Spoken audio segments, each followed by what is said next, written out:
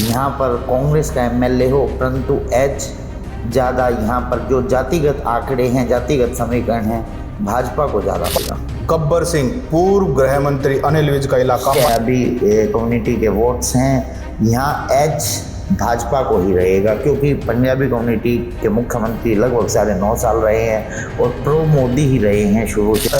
अभय चौटाला बढ़ेगा, नवीन जिंदल उतना ही बढ़ेगा जीत की तरफ और गठबंधन का कैंडिडेट सुशील गुप्ता उतने वोट से हारेगा। नमस्कार दोस्तों, हरियाणा फाइल्स में आपका स्वागत है।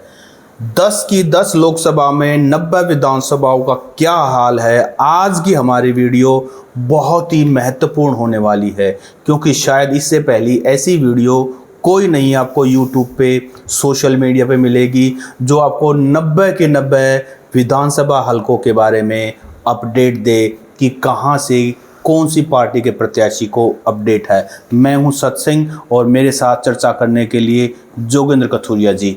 करते हैं वीडियो को शुरू। तो कथुरिया साहब, आपका स्वागत है और आज की हमारे वीडियो हम जल्दी निपटाएंगे।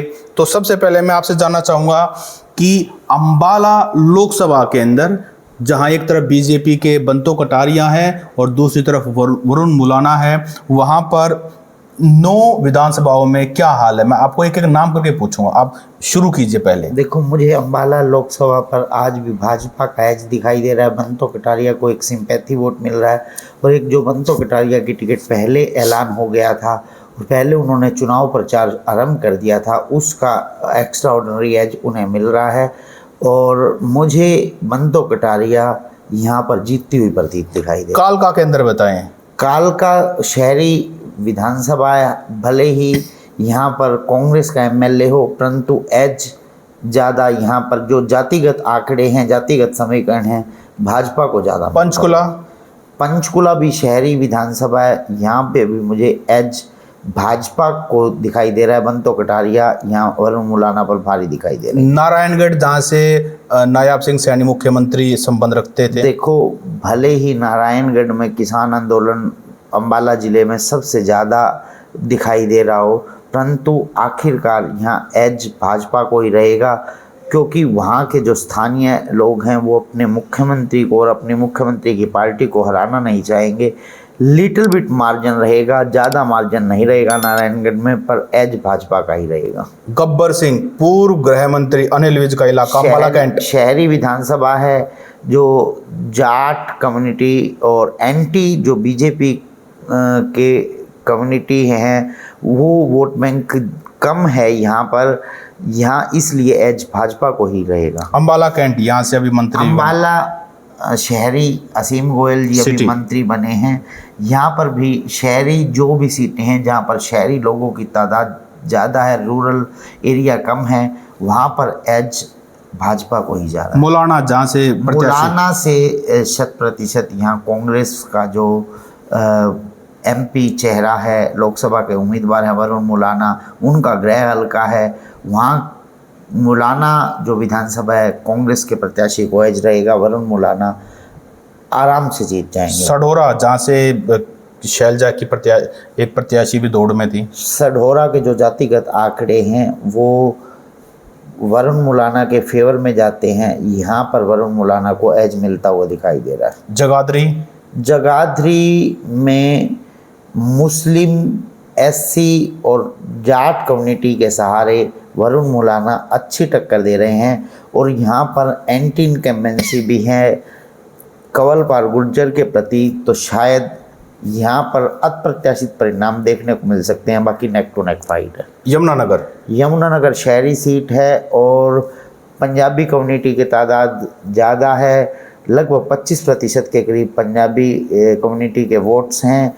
यहाँ एज भाजपा को ही रहेगा, क्योंकि पंजाबी कम्युनिटी के मुख्यमंत्री लगभग 9.5 साल रहे हैं और प्रो मोदी ही रहे हैं शुरू से जो वोट्स पंजाबी कम्युनिटी के। अब आते हैं अगली लोकसभा पर, कुरुक्षेत्र, जहाँ से सुशील गुप्ता गठबंधन के कैंडिडेट हैं, अभय चौटाला हैं और बीजेपी के नवीन जिंदल हैं। तो सबसे पहले रादौर ओवरऑल बताइए और फिर रादौर से शुरू कीजिए। कुरुक्षेत्र में जो आज के हालात हैं उसमें नवीन जिंदल को ही एज मिल रहा है, क्योंकि एंटी मोदी और एंटी बीजेपी वोट 2 जगह बढ़ गया। यदि सीधा मुकाबला होता तो यहाँ भाजपा हार सकती थी। अभय सिंह चौटाला के मैदान में आने के बाद यहाँ जो समीकरण बन रहे हैं, जितने वोट अभय सिंह चौटाला लेंगे लगभग उतने वोटों से नवीन जिंदल जीत रहे हैं। आज की परिस्थिति में लगभग 1,20,000 से 1,50,000 के बीच में अभय सिंह चौटाला का वोट बैंक दिखाई दे रहा है और इतने ही वोटों से यहाँ पर मुझे नवीन जिंदल जीतते हुए तो जितना अभय चौटाला बढ़ेगा नवीन जिंदल उतना ही बढ़ेगा जीत की तरफ और गठबंधन का कैंडिडेट सुशील गुप्ता उतने वोट से हारेगा। हाँ बिल्कुल। रादौर का बताएं। रादौर ज़्यादा यहाँ पर वोट बटे हुए हैं, पर यमुनानगर के अंदर आता है। यहाँ मुझे भले ही शायद कांग्रेस का एमएलए है यहाँ BL सैनी जी, परंतु एज मुझे भाजपा को ही दिखाई दे रहा है लोकसभा चुनाव। लाडवा में सैनी बाहुल्य क्षेत्र है। यहाँ पर बीजेपी के पवन सैनी जी जो मंत्री भी रहे हैं और महामंत्री भी रहे हैं, उनकी विधानसभा है। यहाँ भी एज भाजपा के फेवर में जा रहा है, भले ही यहाँ कांग्रेस के एमएलए। शाहबाद रिजर्व सीट पर मुझे कांग्रेस जीतती हुई प्रतीत हो रही है। कांग्रेस के समर्थन से जो कि गुप्ता जी प्रत्याशी हैं सुशील गुप्ता जी, क्योंकि यहाँ भी अभी रामकरण काला ने कांग्रेस ज्वाइन की है और वो जेजेपी के पहले विधायक रहे हैं। उनका अपना भी अच्छा खासा वोट बैंक है। वहाँ के हालात जो परिस्थितियाँ बनी हुई हैं वो एंटी बीजेपी है, क्योंकि देखिए जो जेजेपी को वोट बैंक मिला था पिछली बार वो भी एंटी बीजेपी ही मिला था, इसलिए वहाँ कृष्ण बेदी के प्रति नाराजगी थी, इसलिए लोगों ने रामकरण काला को वहाँ का विधायक। थानेसर शहरी क्षेत्र है, यहाँ पर एज बीजेपी को ही जाएगा। पेहवा जहाँ से संदीप सिंह पर आरोप लगा था बीजेपी के, देखो पेहवा में बराबर का मुकाबला दिखाई दे रहा है, पर आखिरकार संदीप सिंह के प्रति तो एंटी इनकमेंसी है, परंतु मुझे ये लग रहा है कि पेहोवा का जो ग्रामीण क्षेत्र है वहाँ पर तो इंडिया अलायंस के जो प्रत्याशी हैं अच्छा खासा कर पा रहे हैं, परंतु शहरी वोट भाजपा के साथ जा रहा है। ओवरऑल एज यहाँ भाजपा को ही जाएगा। गोला रिजर्व में भी मुझे जो एज भाजपा की ओर ही जाता हुआ दिखाई दे रहा है। कलायत में यहाँ पर सुशील गुप्ता और इनमें अच्छी खासी टक्कर दिखाई दे रही है। अभय सिंह चौटाला भी वहाँ अच्छे खासे वोट प्राप्त कर रहे हैं। यहाँ सुशील गुप्ता ओवरऑल बढ़त बनाते हुए दिखाई। कैथल शहरी सीट है, यहाँ पर भाजपा को एज दिखाई। पुंडरी में वैसे तो वोट बैंक बटा हुआ है, यहाँ पर अभय सिंह चौटाला को भी वोट मिल रहा है, सुशील गुप्ता को भी मिल रहा है अच्छा खासा वोट, परंतु एज यहाँ पर मुझे भाजपा के ही फेवर में दिखाई दे रहा है। और हम अब अगली लोकसभा पे आते हैं, सिरसा रिजर्व्ड। तो ओवरऑल पहले सिरसा का बताएं। शैलजा और अशोक तंवर में से कुमारी शैलजा आसानी से ये चुनाव जीतती हुई दिखाई दे रही हैं। यदि हम बात करें अशोक तंवर के प्रति एंटी इनकम्बेंसी है, उन्होंने लगातार पार्टियां बदली और वहाँ के स्थानीय प्रत्याशी नहीं है। लोगों की डिमांड पर कुमारी शैलजा वहाँ चुनाव लड़ी है, तो इसलिए मुझे कुमारी शैलजा। तो बीजेपी के खिलाफ भी एंटी इनकम्बेंसी है, तो दोनों एंटी इनकम्बेंसी जुड़ गई हैं। हाँ जी, और आज तक 8 बार वहाँ से कांग्रेस का सांसद रहा है, 6 बार इनेलो का सांसद रहा है। बीजेपी का तो केवल पिछली बार सुनीता दुग्गल को टिकट मिली तो वही सांसद बन पाई थी। तो इस बार जी नरवाना रिजर्व्ड। नरवाना में INLD के प्रत्याशी को भी अच्छा खासा वोट मिल रहा है। यहाँ पर नेक टू नेक फाइट रहेगी कुमारी शैलजा और अशोक तंवर के बीच में। एज कुमारी शैलजा को मिल सकता है। टोहाना में मुझे बीजेपी को एज मिलता हुआ दिखाई दे रहा है। फतेहाबाद में बीजेपी को एज मिलता हुआ। रतिया रिजर्व्ड में बिल्कुल नेक टू नेक फाइट है, फिर भी एज हल्का फुल्का बीजेपी के प्रति है। कालावाली में मुझे कुमारी शैलजा के प्रति एज ज़्यादा लग रहा है। कुमारी शैलजा यहाँ एज पर हैं, उन्हें अच्छा खासा वोट बैंक कालावाली से मिल रहा है। डबवाली जो सिरसा जिले के हलके हैं उनमें कुमारी शैलजा एज पे हैं। एक सिरसा शहरी सीट पर अशोक तंवर को हल्का फुल्का एज मिल रहा है। रानिया जहाँ से रणजीत चौटाला रानिया में भी कुमारी शैलजा को अच्छा खासा वोट मिल रहा है और रानिया से कुमारी शैलजा इजीली जीत सकती हैं। सिरसा सिरसा में मुझे एज बीजेपी, क्योंकि शहरी वोट बैंक पंजाबी बनिया और बनिया कम्युनिटी का अच्छा खासा वोट बैंक है। और अभय चौटाला जहाँ से आते हैं एलनाबाद से कुमारी शैलजा बहुत भारी मार्जिन से जीत रही हैं। और अब हम आते हैं हिसार लोकसभा में अगली। तो हिसार में ओवरऑल बताइए। हिसार में जयप्रकाश जेपी आज की डेट में एज पर आ गए हैं। वो भले ही कम विधानसभाओं पर बढ़त बना रहे हैं, परंतु जिन विधानसभाओं पर वो बढ़त बना रहे हैं वो अच्छी खासी बढ़त बना रहे हैं। 3 विधानसभाएं मैं बता दूं, उचाना, उकलाना और नारनौंद। इन तीनों विधानसभाओं पर उनकी लीड 90,000 से 1,20,000 के बीच में हो सकती है, 90,000 से कम नहीं होगी। अब हम जो हिसार शहरी सीट है वहाँ 30,000 के करीब की बढ़त भाजपा के प्रत्याशी को मिल सकती है। 3 जो विधानसभाएं सीटें हैं उनमें नेक टू नेक फाइट है। भवानीखेड़ा, आदमपुर और नलवा, यहाँ लगभग मुकाबला बराबरी का रह सकता है। यदि लीड मिली भी तो यहाँ भाजपा के प्रत्याशी को 10,000 की लीड मिल सकती है इन 3 विधानसभाओं में। आदमपुर, नलवा और भवानीखेड़ा मिलाकर जी। और हिसार शहर से 30,000 के करीब बढ़त मिल सकती है भाजपा के।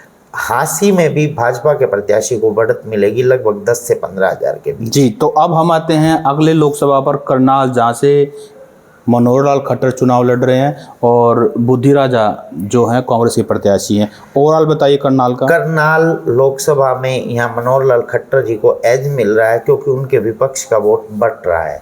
विपक्ष के वोट बटने के कारण वो इजली, यदि विपक्ष का वोट नहीं बटता तो इस बार मनोहर लाल खट्टर के जीतने की संभावनाओं पर प्रश्न चिन्ह लग जाता और उनकी जीत टेढ़ी खीर बन जाती।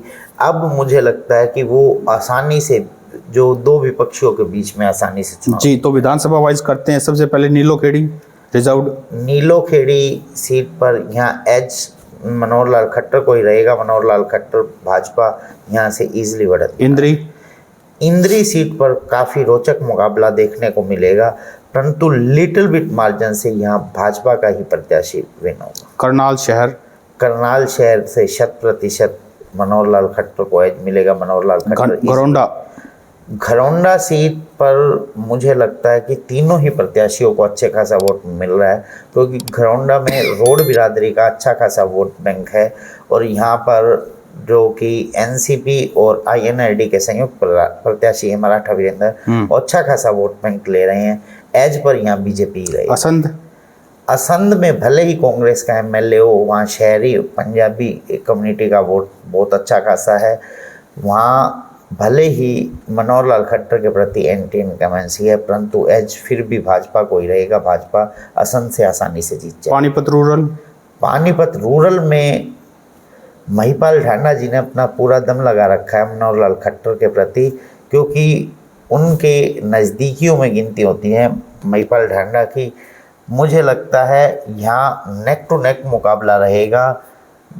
कांग्रेस और भाजपा के प्रत्याशी लिटिल बिट एज जो फाइनल रिजल्ट आएगा उसमें भाजपा की प्रति जाएगा। पानीपत सिटी में अच्छे खासे मार्जिन से मनोहर लाल खट्टर बढ़त बना।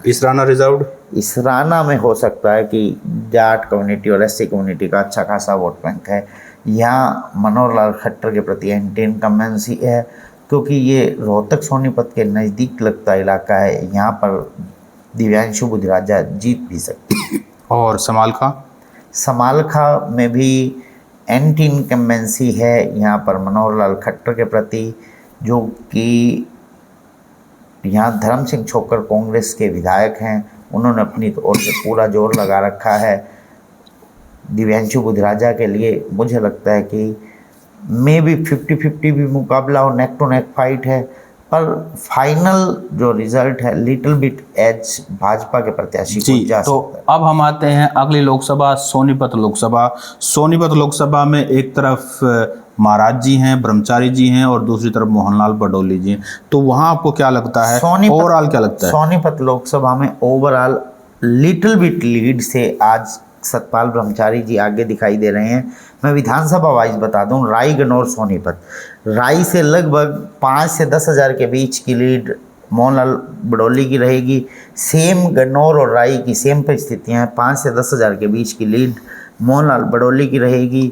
20 से 30 हज़ार के बीच की लीड यहाँ सोनीपत शहर से भी मोहनलाल बडोली की रहेगी। गोहाना विधानसभा में लगभग 10 से 15 हज़ार की लीड यहाँ पर बीजेपी प्रत्याशी मोहनलाल बडोली की रहेगी। खरखोदा में यदि अनूप सिंह दहिया ज़्यादा डैमेज नहीं कर पाए तो यहाँ पर कांग्रेस के जो प्रत्याशी हैं सतपाल ब्रह्मचारी जी लगभग 30 हज़ार की बढ़त बनाते हुए दिखाई दे रहे हैं। यदि बड़ौदा में भूपेंद्र मलिक 15,000 वोटों तक सीमित रह जाते हैं तो भी यहाँ जो कांग्रेस के प्रत्याशी हैं सतपाल ब्रह्मचारी जी वो लगभग 20,000 की बढ़त बनाते हुए दिखाई दे रहे हैं। यदि भूपेंद्र मलिक इससे जितना ही बढ़ेंगे ज़्यादा डैमेज वो कांग्रेस को करेंगे। यदि हम जींद जिले की 3 विधानसभा सीटों की बात करें तो सफ़ीद और जुलाना 100% कांग्रेस के प्रत्याशी सतपाल ब्रह्मचारी जी जीत रहे हैं। जींद जो शहरी विधानसभा है, जींद के शहर में तो भले ही सतपाल ब्रह्मचारी जी पिछड़ जाएं, परंतु जींद के जो ग्रामीण आंचल का एरिया है वहाँ पर उन्हें अच्छी खासी बढ़त मिल रही है। यहाँ भी 5 से 10 हज़ार की जो बढ़त है जींद शहर की विधानसभा सीट पर यहाँ भाजपा को रहेगी। ओवरऑल 5 विधानसभाओं पर भाजपा और 4 विधानसभाओं पर यहाँ जीत रही है कांग्रेस। और ओवरऑल जो लिटिल बिट है 30 से 50 हज़ार के बीच की बढ़त सतपाल ब्रह्मचारी जी की दिखाई दे। उसके बाद अगले लोकसभा पे आते हैं रोहतक लोकसभा, रोहतक हॉट सीट जहाँ से दीपेंद्र सिंह हुड्डा और अरविंद शर्मा जी चुनाव में आमने सामने हैं। तो ओवरऑल बताएं। ओवरऑल दीपेंद्र सिंह हुड्डा ये चुनाव जीतते हुए दिखाई दे रहे हैं। यहाँ पर 7 विधानसभाओं पर दीपेंद्र सिंह हुड्डा आगे दिखाई दे रहे हैं। केवल 2 विधानसभा रोहतक शहरी और कोसली, 2 विधानसभाओं में जो मुझे लीड दिखाई दे रही है अरविंद शर्मा की वो लगभग 70 हज़ार के करीब दिखाई दे रही है। कोसली में लगभग 45 से 50 हज़ार और 15 से 20 हज़ार के बीच मैक्सिमम रोहतक शहर। ये 2 विधानसभा सीटों पर मुझे अरविंद शर्मा जी आगे दिखाई दे रहे हैं। 7 विधानसभाएं, महम विधानसभा और किलोई विधानसभा। महम में यहाँ पर दीपेंद्र सिंह हुड्डा को 25 से 30 हज़ार की लीड मिलती हुई दिखाई दे रही है। किलोई विधानसभा में दीपेंद्र सिंह हुड्डा को लगभग 55 से 65 हज़ार के बीच की लीड मिलती हुई दिखाई दे रही है। कलानौर विधानसभा में 5 से 10 हज़ार की लीड मिलती हुई दिखाई दे रही है।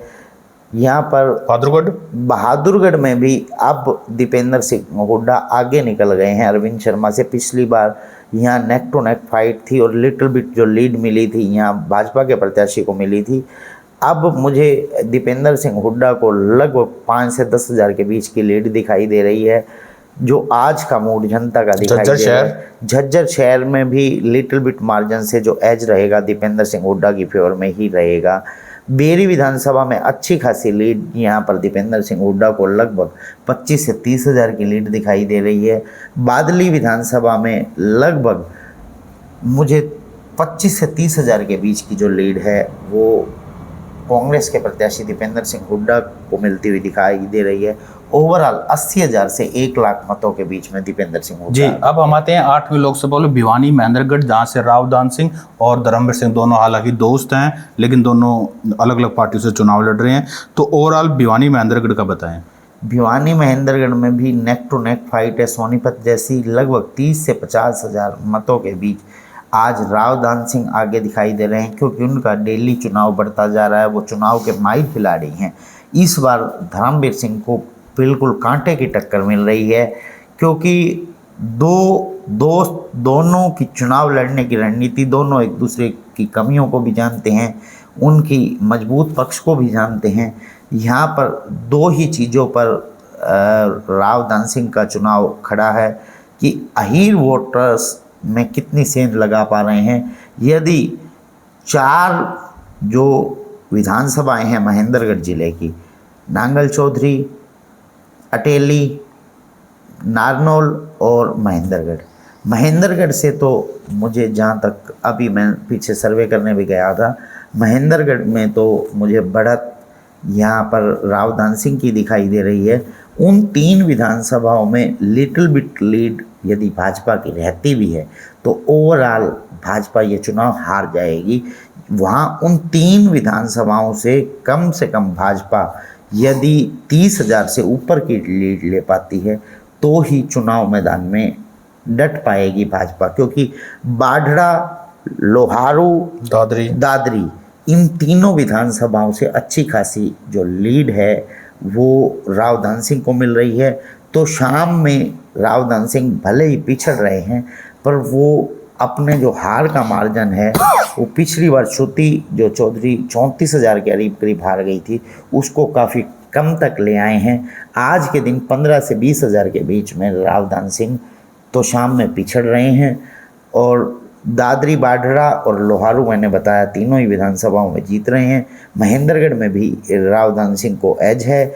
उसके बाद उन 3 विधानसभाओं में नेक टू नेक फाइट है, वो अंत में जाकर फैसला करेंगे कि वहाँ पर अहीर वोटर्स जो आज राव धन सिंह को मिलता हुआ दिखाई दे रहा है। मुझे एक वहाँ के स्थानीय पत्रकार ने बताया जिस दिन राव धन सिंह को टिकट मिली इन चारों हलकों में किसी भी मिठाई की दुकान पर 1 किलो लड्डू भी नहीं मिले।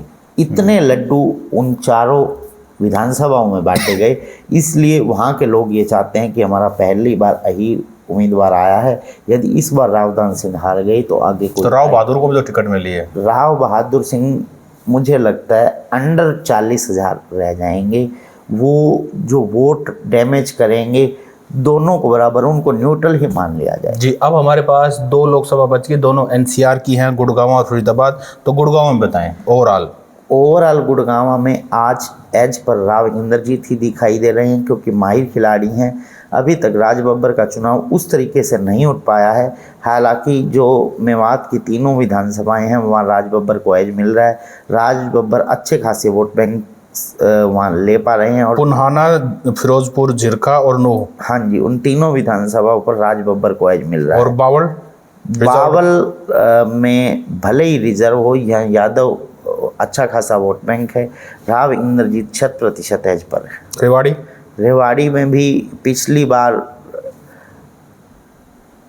प्रत्याशी कैप्टन अजय यादव थे और मुकाबला टाइट था। इस बार बहुत ही आसानी से राव इंद्रजीत वहाँ से जीत जाएंगे। पटौदी रिजर्व, पटौदी में भी ये पुराना एरिया है इनका, राव इंद्रजीत का। इस एरिया से राव इंद्रजीत को बहुत ही राजा की छवि मानी जाती है। वहाँ जब उन्होंने कांग्रेस छोड़ी तो हाथी में बैठ के और यहीं से उन्होंने मैसेज दिया था कि वो बीजेपी में जा रहे हैं। मैं उस रैली के अंदर था। बादशाहपुर शहरी विधानसभा है। यहाँ पर जो जाट कम्युनिटी का वोटर्स है वो तो मुझे अगेंस्ट जाता हुआ दिखाई दे रहा है भाजपा के, और इतना भी प्रखर अगेंस्ट नहीं है जितना कि रोहतक, सोनीपत के भिवानी, हिसार के एरिया में है। वहाँ का जाट राव इंद्रजीत की तरफ, गुड़गांव कुछ एरिया जाट शहरी विधानसभा है वहाँ पर 100% अपनी तरफ से बहुत दम लगाया है। शहरी सीट पर पंजाबी वोटर्स को लुभाने के लिए उन्होंने मोहित ग्रोवर को भी मनाने का प्रयास किया जो कि पिछली बार अच्छे खासे वोट बैंक लिया था उन्होंने गुरुग्राम शहरी सीट पर। मुझे लगता है गुरुग्राम शहरी सीट पर भी यहाँ जो एज मिलेगा वो राव इंद्रजीत को। केवल 3 ही विधानसभाओं में मुझे एज पर दिखाई देता है। सोना विधानसभा में भी अच्छा खासा वोट बैंक है। यहाँ पर मुझे लगता है मे वोट भी अच्छा खासा है। यहाँ पर सोना में राजपूत वोट भी अच्छा खासा है, यादव वोट भी अच्छा खासा है। तो एज पर यहाँ राव इंद्रजीत। तो बाकी जो 3 बच की नूह, फिरोजपुर, जिरका, पुन्हाना में उसमें आपने बता दिया कि राज बब्बर कांग्रेस के प्रत्याशी उनको एज मिलता हुआ दिखाई दे रहा है। अब आखिरी लोकसभा बच गई है फरीदाबाद से, जहां से एक तरफ तो बीजेपी के रिपीट करें कृष्णपाल गुर्जर और दूसरी तरफ से महेंद्र प्रताप सिंह। तो बताएं ओवरऑल कौन जीत रहा है फरीदाबाद? देखो ओवरऑल कृष्णपाल गुर्जर जो पिछली बार 6,34,000 के करीब मतों से जीते थे, इस बार भले ही जीत जाएं, उनकी जो लीड का मार्जिन है वो अंडर 1.5 लाख आ रहा है। बहुत ही नेक टू नेक फाइट मिल रही है। उनके प्रति बहुत ज़्यादा एंटी इनकमेंसी है। मैं अभी वहाँ के स्थानीय पत्रकारों से बात करके आया हूँ। मैंने जब पूछा वो बोले कि लोग नरेंद्र मोदी को तो वोट देना चाहते थे परंतु यहाँ पर कृष्णपाल गुर्जर को वोट नहीं देना चाहते थे, परंतु भाजपा की मजबूरी थी वहाँ पर गुर्जर चेहरा उतारना, क्योंकि गुर्जर लगभग 12% के करीब हैं फरीदाबाद लोकसभा में, और ओवरऑल अब 15.6% वहाँ जाट मतदाता भी हैं। अब कर्ण सिंह दलाल और उदय भान जी, जिनकी खुद की विधानसभा फरीदाबाद लोकसभा में आती है, वो पूरा जोर आजमाइश कर रहे हैं वहाँ पर। महेंद्र प्रताप जी के लिए वयोवृद्ध नेता हैं, उनका शायद ये अंतिम चुनाव हो, वो भविष्य में कभी चुनाव लड़ते हुए दिखाएं, तो एक सांत्वना का वोट भी यदि गुर्जर समाज के वोटों में वो बंटवारा कर पाए और 50% तक पहुंच पाए, तो यहाँ पर अप्रत्याशित परिणाम भी देखने को मिलेंगे। परंतु आज की डेट में एज यहाँ किशनपाल गुर्जर जी, विधानसभा हथीन में अच्छा खासा जो मे वोट है, यहाँ पर भले ही एज पर किशनपाल गुर्जर रहें, परंतु जो अच्छा खासा वोट बैंक, जो मे वोट बैंक है, महेंद्र प्रताप वहाँ अच्छा खासा वोट प्राप्त कर रहे हैं। होडल रिजर्व में उदय भान जी की विधानसभा है, मुझे लगता है यहाँ जाट कम्युनिटी का भी अच्छा खासा वोट बैंक है। होडल से महेंद्र प्रताप जी को एज मिल सकता है। पलवल ये कर्ण सिंह दलाल की विधानसभा है, यहाँ से जीत हार उनके स्टेटस को शो करेगी कि वो लोकसभा की जो टिकट मांग रहे थे सही मांग रहे थे या गलत मांग रहे थे। यहाँ मुझे लगता है कि उनकी साख दांव पर है, यहाँ पर महेंद्र प्रताप जी जीतते हुए दिखाई दे। पृथला में भी मुझे नेक टू नेक फाइट दिखाई दे रही है, क्योंकि अच्छा खासा जाट कम्युनिटी का भी वोट है। यहाँ पर हो सकता है कि महेंद्र प्रताप जी जीत भी। फरीदाबाद NIT में प्रवासी जो वोट है अच्छा खासा है, और पंजाबी बनिया कम्युनिटी का भी अच्छा खासा वोट है, ब्राह्मण वोट भी अच्छा खासा है। यहाँ पर जो जातिगत आंकड़े हैं और परिस्थितियाँ वो भाजपा की फेवर है। बड़खल से इनकी गृह विधानसभा है, शायद कई बार विधानसभा का चुनाव लड़े हैं महेंद्र प्रताप जी।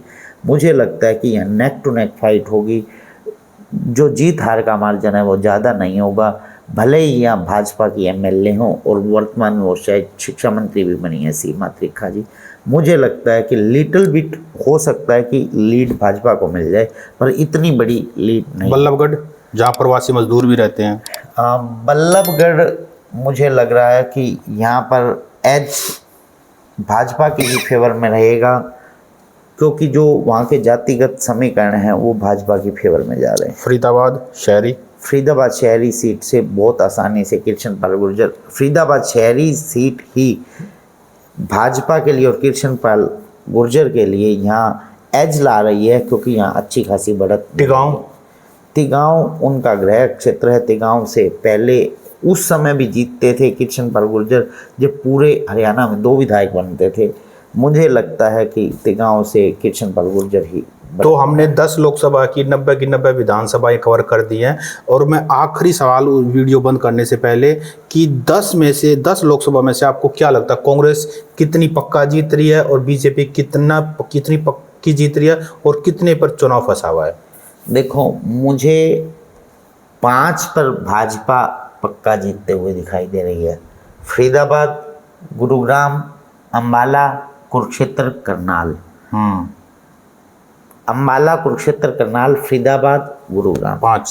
3 पर कांग्रेस पक्का जीतती हुई दिखाई दे रही है। रोहतक, सिरसा, और मैं तीसरी सीट आज भी भिवानी को कहूँगा। मुझे सोनीपत में फाइट अब हो गई दिखाई देने लगी। पहले एक बार जैसे ही सतपाल ब्रह्मचारी जी को टिकट मिली थी, इनका बूम तो बना था। तो सोनीपत फंसी हुई एक तरह से। सोनीपत और हिसार सीटें फंसी हुई हैं, और कुरुक्षेत्र में भी ये दोनों। कुरुक्षेत्र तो मुझे क्लियर कट भाजपा ही दिखाई दे रही है, क्योंकि विपक्ष का वोट बट रहा है। 5 पर भाजपा जीत रही है, 3 पर कांग्रेस जीत रही है, 2 पर मुकाबला है। दोनों पर एज भले ही आज कांग्रेस को हो, पर मुकाबला है, एक तरफा नहीं। तो दोस्तों, ये हमारा प्रयास था 90 की 90 विधानसभा 10 लोकसभा के अंदर। आपको ये वीडियो कैसा लगा आप कमेंट करके बता सकते हैं। आपके पास कोई नया विचार है वो भी साझा कर सकते हैं। कतूरी साहब, आपको बहुत बहुत धन्यवाद।